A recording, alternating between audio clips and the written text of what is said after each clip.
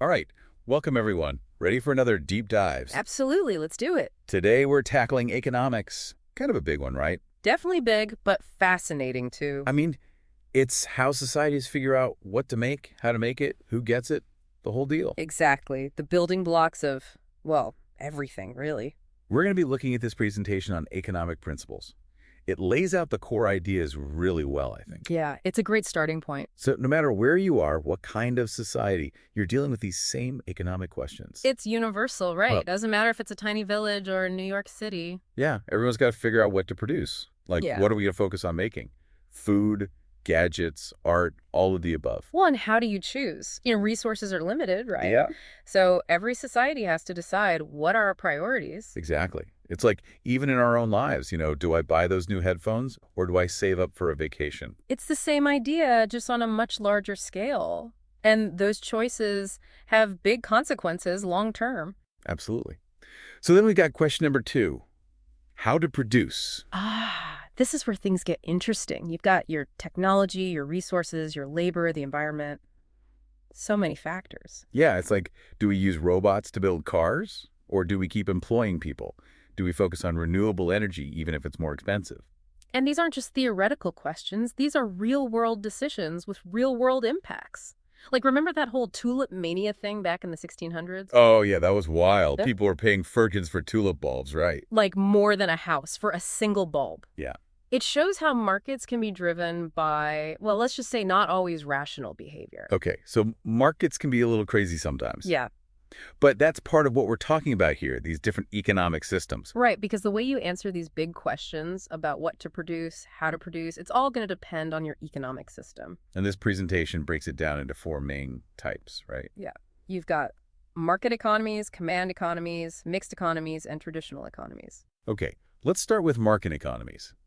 This is where, like you said, those tulips went nuts, right? Individual choices driving everything. Yeah, it's the invisible hand, right? The idea that if you just let people buy and sell freely, the market will magically sort itself out. Prices go up when demand is high, down when it's low, businesses react. In theory, it all works out. In theory. But of course, there are downsides. Markets aren't perfect. They can be unstable, lead to inequality. Yeah, you can get those booms and busts, people left behind, all that, which is where I guess command economies come in. Right. This is where the government steps in and says, we're going to control what gets produced, how it gets produced, who gets it. Like a central planner making all the decisions. Did that work out so well in the past? Well, the Soviet Union tried it, and it had some early successes, industrialized quickly, but ultimately it wasn't sustainable. Yeah, those shortages, the lack of innovation, it all kind of fell apart. So it seems like neither extreme really works perfectly. Which brings us to the most common system, mixed economies. It's basically a blend of market forces and government intervention. Yeah, a little bit of both. Most countries fall somewhere on that spectrum, right? Exactly. It's about finding the right balance. Some countries lean more towards free markets, others prioritize social safety nets. It's kind of like finding the right recipe. Depends Yeah. what you're going for.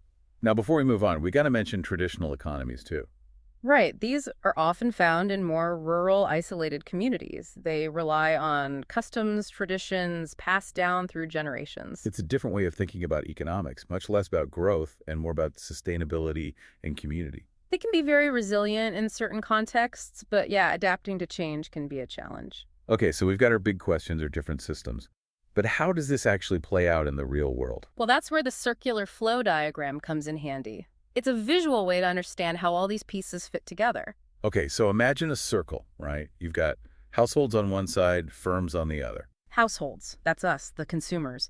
We go to the product markets, buy goods and services, that money flows to the firms. But then we also provide labor to those firms, right? Right. We sell our skills, our time in the resource markets. Exactly. And in return, we get wages, salaries, income, which we then use to buy more stuff, and the cycle continues. And of course, the government's in the mix too, right?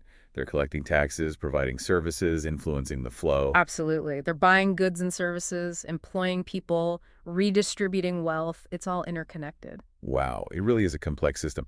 But understanding even the basics, like we've talked about today, it's got to be helpful, right? It is. It helps you make sense of the news, understand policy debates, even make better financial decisions in your own life. It's like once you see the bigger picture, you can start to see how your own choices fit in, how they impact the whole system. And how the system impacts you right back. It's all about informed decision making at every level. So here's something to think about.